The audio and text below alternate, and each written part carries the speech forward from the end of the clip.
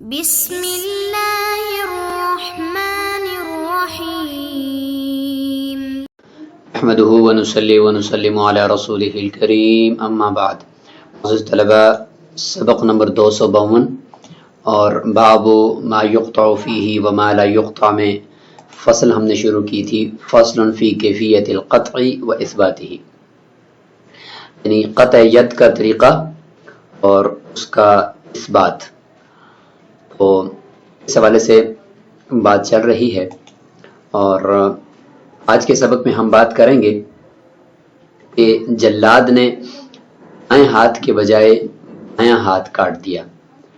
اس صورت کے اندر جلاد پر کوئی زمان آئے گا یا نہیں آئے گا، یا دایاں ہاتھ دوبارہ کاٹا جائے گا یا نہیں کاٹا جائے گا، تو اس حوالے سے انشاءاللہ اس سبق میں ہم جانتے ہیں. قال وَإِذَا قَالَ الْحَاكِمُ لِلْحَدَّادِ اقْطَعْ يَمِينَ هَذَا فِي سَرَقَةٍ سَرَقَهَا فقطع يساره عمدا أو خطأ فلا شيء عليه عند أبي حنيفة رحمه الله، وقال لا شيء عليه في الخطأ ويضمن في العمد، وقال زفر رحمه الله يضمن في الخطأ أيضا، وهو القياس. المراد بالخطأ والخطأ في الاجتهاد، أما الخطأ في معرفة اليمين واليسار لا يجر عفوا، قيل يجر عذرا أيضا له أنه قطع يدا معصومة، والخطأ في حق العباد غير موضوع فيضمنها.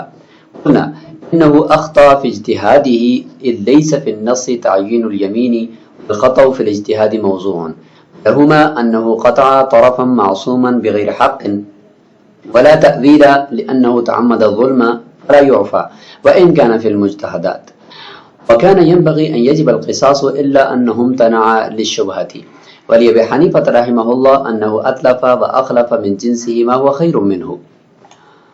فلا يعد إتلافا، كمن شهد على غيره ببيع ماله بمثل قيمته ثم رجع. وعلى هذا لو قطعه غير الحداد لا يضمن أيضا هو الصحيح.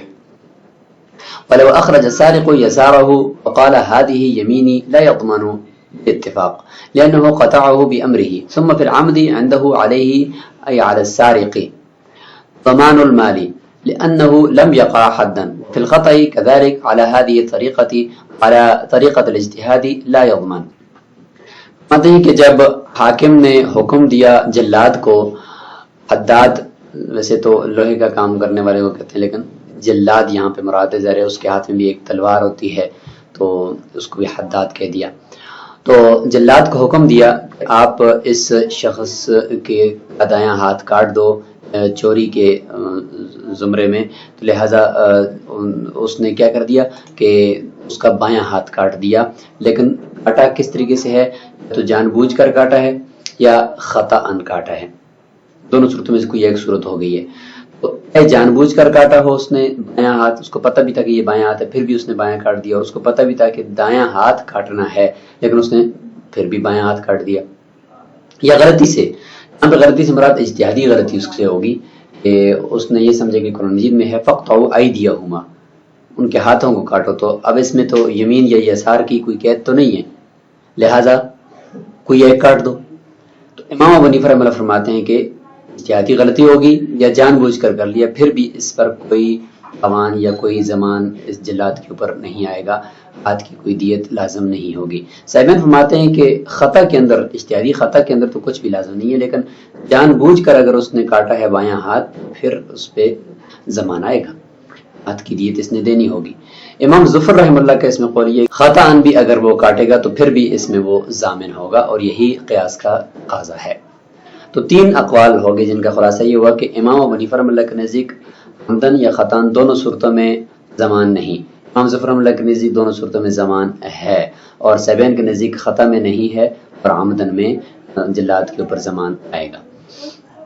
والمراد بالخطأ والخطأ فی الاجتہاد، یہ جو خطا متن کے اندر ہے اس سے مراد اجتہادی خطا ہے کہ متن کے قرآن مجید کا جو متن ہے اور نص ہے اس میں تو ایدیہما ہے، تو لہذا اس میں اجتہادی غلطی ہو گئی ہے. اما الخطأ فی معرفۃ الیمین والیسار، جہاں تک غلطی دائیں یا بائیں ہاتھ کے جاننے کی ہے کہ اس میں دایاں کون سا تھا بایاں کون سا تھا، اس میں غلطی کر گیا. اس میں جلات کو معاف نہیں کیا جائے گا، اس میں وہ پھر ہاتھ کی دیت اس سے لینی پڑے گی، کیونکہ یہ تو ہر کوئی جانتا ہے نا۔ وقیلا، اور ایک قول اس میں یہ ہے کہ یجعل عذرا ایضا، اس کو بھی عذر شمار کیا جا سکتا ہے اور اس کے اوپر زمان کو ساقط کیا جا سکتا ہے، لیکن راجح قول یہ کہ اس میں اس کو معاف نہیں کیا جائے گا۔ لہو، سب سے پہلے امام زفر رحمہ اللہ، چونکہ آخر میں ان کا قول ہے تو سب سے پہلے انہی کی دلیل کو ذکر فرمائیں گے تاکہ ان کی دلیل اور ان کا قول آپس میں جمع ہو جائے۔ بات ہے کہ انہ قطع یدم معصومۃ، کہ اس نے ایک معصوم ہاتھ، یعنی جس کا کوئی کاٹنے کا حکم بھی نہیں تھا اور نہ ہی اس کو کاٹنا شریعت میں جائز تھا، تو اس نے ایسے ہاتھ کو کاٹ دیا، غلطی سے کاٹا یا جان بوجھ کر کاٹا۔ خطأ فی حق العباد، اور اگر غلطی سے کاٹا تو حق العباد کے اندر جو غلطی ہوتی ہے وہ معاف نہیں ہوتی، غیر موضوع فیضمنها، پس یہ ضامن ہوگا۔ حناف فرماتے ہیں، یعنی اس میں امام ابو یوسف رحمہ اللہ اور امام محمد رحمہ اللہ صاحبین اور امام ابو حنیفہ رحمہ اللہ، یہ تینوں اس طرف ہوں گے کہ غلطی کے اندر اگر اس نے کاٹا ہے تو غلطی میں اس کے اوپر زمان نہیں آئے گا، اگرچہ آمدن کے اندر صاحبین بھی زمان کا قول کرتے ہیں امام ظفر رحمہ اللہ کی طرح۔ تو غلطی کے اندر جو ہے اس میں کیا تینوں ائمہ فرماتے ہیں کہ انہ اخطا فی اجتہادی، اس نے اجتہادی غلطی کر لی، کہ اس نے آیت سے یہ سمجھا کہ کوئی بھی ایک ہاتھ کاٹا جا سکتا ہے، اور نس میں تو کوئی دائیں ہاتھ کی تعین تو نہیں ہے نا، اور اجتہادی جو غلطی ہوتی ہے وہ معاف ہوتی ہے شرعاً۔ یہ ہو گیا جی صاحبین کی بھی دلیل، اس میں جواب ہو گیا صاحبین کی طرف سے بھی اور امام ابو حنیفہ رحمہ اللہ کی طرف سے بھی۔ اب عمد کے اندر صاحبین زمان کا قول کرتے ہیں تو اس میں صاحبین کی دلیل الگ ذکر کر دی، انہ قطع طرفا معصوما بغیر حق، کہ اس نے ایک معصوم حصہ اور ایک معصوم عضو جس کا کاٹنے کا کوئی بھی جواز نہیں تھا اس کو ناحق اس نے کاٹا ہے، اور ولا تعویل، اور کوئی تعویل بھی نہیں کر سکتے کیونکہ لأنه تعمد الظلم، کیونکہ جان بوجھ کر اس نے یہ زیادتی کی ہے، فلا یوفا، اس میں اس کو معاف نہیں کیا جائے گا۔ ان کان فی المجتہدات، اگرچہ یہ اجتہادی مقام ہے کہ بایاں ہاتھ کاٹ دیا اور اجتہاداً اس میں غلطی بھی ہو سکتی ہے، لیکن مقام اجتہادی ہے، لیکن یہاں پر جان بوجھ کر اس نے کاٹا ہے نا بایاں ہاتھ، اس کو پتہ بھی تھا کہ دایاں ہاتھ کاٹنے اور اس نے پھر بھی بایاں جان بوجھ کر کاٹا ہے، تو اس صورت کے اندر ہم اس کے اوپر زمان کو لازم کریں گے۔ یاد رکھیں یہ جو بحث ہم کر رہے ہیں یہ پہلا ہی جو اصول ہے، پہلی جو شرط ہے قطع ید کی، کہ جس میں یہ تھا کہ یعنی جن سے منفعت وہ فوت نہ ہو جائے، تو اسی شرط کے اوپر یہ تفریح ہو رہی ہے کہ اگر دائیں کے بجائے بایاں کاٹ لیا تو یہ اس نے غلطی کی ہے، تو اس میں زمان آئے گا یا نہیں آئے گا۔ وَكَانَ يَنبَغِي أَن يَجِبَ الْقِصَاصُ إِلَّا أَنَّهُمْ تَنَالِ الشُّبْهَةِ، مناسب تو یہ تھا یہاں پر کہ اس جلات کے اوپر قصاص اس پر لازم ہوتا اور اس کا بھی بایاں ہاتھ کاٹا جاتا شبہ یعنی اس فعل کی وجہ سے، لیکن قصاص یہاں پہ منع کر دیا گیا ہے اور قصاص نہیں لیا جائے گا شبہ کی وجہ سے۔ شبہ یہ ہے کہ آیت کے اندر ایدیہ کا ذکر ہے، دائیں ہاتھ کی کوئی قید نہیں ہے، تو اس لیے اس شبہ کی وجہ سے یہاں پر قصاص ساقط ہو جائے گا۔ اور امام ابو حنیفہ رحمہ اللہ کی جو دلیل ہے اب اس طرف جاتے ہیں کہ آمدن بھی ضامن نہیں ہوگا اور خطأ بھی ضامن نہیں ہوگا، اس لیے کہ انہ اتلف و اخلف من جنسہ ما هو خیر منہ، اس جلات نے ایک عضو تلف کر دیا لیکن اس کے بدلے میں اسی جنس سے ایک ایسا عضو پیچھے چھوڑ دیا ہے تو اس سے بہتر ہے، یعنی بایاں ہاتھ اگر کاٹ دیا ہے تو اس کے بدلے میں دایاں ہاتھ اس نے چھوڑ دیا ہے جو کہ ہے بھی اسی ہاتھ کی جنس سے ہے اور ہے بھی بائیں ہاتھ سے بہتر، تو ایک بہتر چیز پیچھے چھوڑ کر چلا گیا ہے، تو اس لیے اب اس کو اگرچہ اس نے غلطی سے کیا یا جان بوجھ کر کیا دونوں صورتوں میں ضامن نہیں ہونا چاہیے۔ فلا يعد اتلافا، اس کو ہم اتلاف نہیں کہیں گے بلکہ اس نے تو ایک بہتر کو چھوڑ دیا، اگرچہ کاٹنا تو دایاں ہاتھ تھا لیکن اس نے اس کو چھوڑ دیا، بایاں اس کے بدلے میں کاٹ دیا۔ اس کی ایک مثال ہے کمن شہید علی غیرہ ببیع مالہ بمثل قیمتہ، جیسے کہ اگر کوئی شخص دوسرے کے خلاف گواہی دے دے اس کے مال کے بیچنے کی، بمثل قیمتی، اس کی مثل قیمت کے ساتھ، مثلا زید نے خالد کے اوپر اپنا غلام فروخت کر دیا، مثلا غلام کی قیمت تھی 10,000 روپیہ، اس نے بھی مثلا 10,000 روپے کی گواہی 10,000 کے اوپر اس کے فروخت کر دیا. اب بعد میں کوئی بائع مشتری کا آپس میں جھگڑا ہوا، دو گواہوں نے آ کر بائع کے خلاف گواہی دے دی. بائع کے خلاف گواہی یہ دے دی کہ مثلا یہ کہا کہ اس نے اپنا غلام مثل قیمت کے ساتھ فروخت کیا، اور بائع کہہ رہا ہے کہ نہیں میں نے زیادہ کے ساتھ مثلا کیا ہے. تو بائع انکار کر رہا تھا، تو مشتری کے حق میں اور بائع کے خلاف آ کر دو شخصوں نے گواہی دے دی، اور گواہی یہ دی کہ اس زید نے خالد کے اوپر جو غلام بیچا ہے یہ 10,000 کا ہی بیچا ہے، زیادہ کا نہیں بیچا. تو مثل قیمت کی گواہی دے دی. اب بعد میں وہ گواہ رجوع کر لیتے ہیں، نہیں ہم جھوٹ بول رہے تھے اور ہمیں اس کا پتہ نہیں کہ زید نے کتنے کا بیچا، زید نے زیادہ کا بیچا ہوگا. تو اب زیادہ کا بیچنے کی جو گواہی اب یہ دوبارہ دے رہے ہیں اور پہلی گواہی سے رجوع کر رہے ہیں مثل قیمت والی سے، تو ان کے رجوع کرنے سے زید کا کوئی نقصان تو نہیں ہوا، کیونکہ زید کو اس کے غلام کی قیمت جتنی تھی 10,000 روپیہ وہ تو مل گیا، کیونکہ مثل قیمت کی گواہی انہوں نے تو دی تھی. تو ٹھیک ہے، انہوں نے ایک طرف سے نقصان یہ کیا کہ زیادہ قیمت تھی اور انہوں نے گواہی کم قیمت کی دی، لیکن کم از کم مثل قیمت تو مل گئی ہے نا. تو یہاں پر اس کی مثال یہ بنتی ہے کہ یہاں پر اگرچہ اس نے دایاں ہاتھ کاٹنا تھا لیکن بایاں کاٹ دیا، تو اس کے بدلے میں اس سے اچھا چھوڑ دیا. تو اب یہاں پر بھی گویا کہ زید کا کوئی نقصان نہیں ہے، لہذا زید کو اس کی مثلی قیمت تو ملی ہے، اور اسی کے بارے میں انہوں نے پہلے گواہی بھی دی تھی. اگرچہ غلام چلا گیا لیکن اس سے بہتر جو قیمت ہے وہ تو ان کو مل گئی. ثم رجع، اور وہ گواہ پھر اگر بعد میں رجوع کر لیں تو اس صورت میں گواہوں کے اوپر کوئی زمان نہیں آتا. وعلى هذا لو قطعه غير الحداد، فرماتے ہیں اسی کے اوپر اگر ہم تفریح کریں تو وہ یہ بھی ہے کہ اگر کوئی جلاد کے علاوہ کوئی شخص آ کر اس کا دایاں ہاتھ کاٹ دے تو وہ بھی ضامن نہیں ہوگا راجح قول کے مطابق، امام ابو حنیفہ رحمہ اللہ کے نزدیک،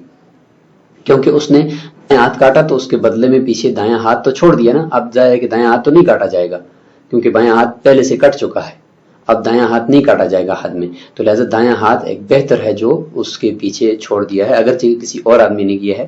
ٹھیک ہے، جلاد کو بھی اور اس شخص کو بھی تعدیبی کروائی اس کے ساتھ کی جائے گی، ان کو تعزیر لگائی جائے گی، لیکن ان کے اوپر کوئی زمان نہیں آئے گا، کیونکہ بھائی آپ نے تو دایاں ہاتھ کاٹنا تھا، آپ کو پتہ ہونا چاہیے آپ نے بایاں کیوں کاٹ لیا، تو اس وجہ سے ان کو تعزیر وغیرہ تو ہوگی. لو اخرج السارق يساره وقال هذه يميني، اگر چور نے اس طرح کیا کہ اپنا دایاں ہاتھ خود پیچھے چھپا دیا اور دایاں ہاتھ کے بجائے بایاں ہاتھ باہر نکال دیا اور کہا کہ یہ میرا دایاں ہاتھ ہے، اس کو تم کاٹو، اور کہا کہ یہ میرا دایاں ہاتھ ہے، تو فرماتے ہیں اس صورت میں اگر جلاد کاٹ دیتا ہے بایاں ہاتھ تو پھر تو بالاتفاق کسی کے نزدیک بھی یہ جلاد ضامن نہیں ہوگا، کیونکہ اس صورت میں تو جلاد نے چور کے حکم سے اس کا بایاں ہاتھ کاٹا ہے. ثم فی العمد عنده علیہ ای السارق ضمان المال. یہاں سے ایک اور بات اسی کے اندر یہ شروع فرما رہے ہیں کہ اگر عمدن جلاد نے اس کا ہاتھ کاٹ دیا، دایاں ہاتھ کے بجائے بایاں ہاتھ کاٹ دیا، تو اس صورت کے اندر جو چوری کیا ہوا مال ہے اس کا ضمان چور پر آئے گا. تو فرماتے ہیں کہ چور کے اوپر اگر جان بوجھ کر اس کا ہاتھ کاٹا ہے جلاد نے، وہ ہے کہ جان بوجھ کر کاٹنے کی صورت میں وہ فعل جو بایاں ہاتھ کاٹنے کا فعل ہے تو وہ قطع ید ہوا ہی نہیں ہے، وہ ہے کہ وہ حد نافذ ہی نہیں ہوئی اور وہ ایک جرم ہو گیا. تو اس صورت کے اندر مال کا ضمان لازم ہوگا چور کے اوپر، یہ جو اس نے چوری کیا وہ مال ہے، ورنہ تو قطع ید اگر ہو جائے نا تو پھر اس کے ساتھ مال کا ضمان لازم نہیں ہوتا، لیکن یہاں پر ہوگا کیونکہ وہ قطع ید ہوا ہی نہیں ہے، وہ حد ہی نہیں ہوئی، کیونکہ ایک حد کے علاوہ ایک دوسری چیز یا دوسرا عضو کاٹ دیا. لم یقع حد، کیونکہ یہ جو بایاں ہاتھ کاٹنا ہے جان بوجھ کر کاٹا ہے، یہ حد واقع ہی نہیں ہوا. وہ فی الخطا ہی کذالک، اور خطا کے اندر بھی، یعنی خطا سے مراد وہ خطا کہ جس میں اس کو یہ نہیں پتا کہ بھئی دایاں ہاتھ کون سا ہوتا ہے بایاں کون سا ہوتا ہے، اس طرح کی غلطی اس سے ہوگی تو اس میں بھی وہ اور ضامن ہوگا، کیونکہ اس میں بھی یہ حد نافذ نہیں ہوئی. علی حاضی طریقہ، اسی طریقے کے اوپر، یعنی کہ یہ حد نافذ نہیں ہوئی، حاضی طریقہ کا یہ مطلب ہے، تو اس لیے چور ضامن ہوگا جو مال چوری کیا وہ ہے اس کا.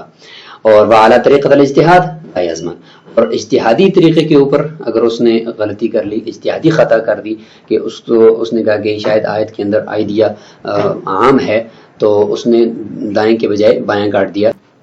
اور اس نے اس آیت کو ان کے اندر اجتہاد کرتے ہوئے دائیں کے بجائے بایاں کاٹ دیا کہ کوئی بھی کاٹو تو حد نافذ ہو جاتی ہے، تو یہ اجتہادی غلطی ہے. تو اجتہادی غلطی کے اندر یہ جو اس کا ہاتھ بایاں کٹا ہے تو اس کو ہم حد ہی شمار کریں گے. ہم یہ کہیں گے کہ یہ اجتہاداً غلطی ہوئی ہے لیکن حد بہرحال یہاں پر نافذ ہو چکی ہے. جب حد نافذ ہو چکی ہے تو پھر جب ایک دفعہ حد نافذ ہو جائے تو پھر چور مال کا ضامن نہیں ہوتا. اگر موجود ہو تو واپس کرتا ہے لیکن موجود نہ ہو تو پھر وہ ضامن نہیں ہوتا. تو یہ آخر میں مسئلہ جو چوری کیا ہوا مال ہے اس کے بارے میں کر دی کہ جہاں پر حد کے طور پر وہ بایاں ہاتھ ہم شمار کریں گے تو پھر تو اس صورت کے اندر زمان نہیں آئے گا چور پر, اور اگر جس میں وہ حد ہی واقع نہیں ہو رہا تو پھر وہاں پہ زمان آئے گا. تو یہاں تک یہ مسئلہ مکمل ہوا جو تفصیلی مسئلہ تھا, جس کا خلاصہ یہ ہوا کہ دائیں کے بجائے بایاں ہاتھ اگر چور نے کاٹ دیا تو اجتہادی غلطی اگر ہوگی ہے تو اس میں پھر یہ اختلاف ہے کہ امام ابو حنیفہ رحمۃ اللہ کے نزدیک ضامن نہیں ہوگا نہ عمدن اور نہ ہی خطأً, اور امام ظفر رحمۃ اللہ کے نزدیک دونوں صورتوں میں ضامن ہوگا, اور صاحبین کے نزدیک عمدن میں ضامن ہوگا, خطأً میں ضامن نہیں ہوگا. تو یہ ہو گیا کل